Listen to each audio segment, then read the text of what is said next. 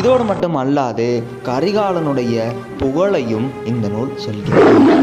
வெண்ணி தாக்கிய வெறுவெறு நோந்தால் கண்ணார் கண்ணி கரிகால் வளவ அப்படின்னு சொல்லுது. வெண்ணி போரில் மிக பெரியதோர் வெற்றியை பெற்று சேரனையும் பாண்டியனையும் 11 வேலிரையும் ஒரு களத்தே ஒரு பகலே ஒழித்த மாபெரும் வீரன் கரிகால் வளவன் அப்படிங்கிறத இந்த பாடல் 2 அடியில் சொல்லுது. இன்னொரு சிறப்பான விடயம், கரிகாலருடைய தந்தையை பற்றிய குறிப்பு இந்த இலக்கியத்தில் மட்டும்தான் காணப்படுகிறது. அந்த குறிப்பின் மூலமாகத்தான் அசோகனை தோற்கடித்தவன் கரிகாலன் என்று நாம் ஒரு முடிவுக்கு வந்தோம்.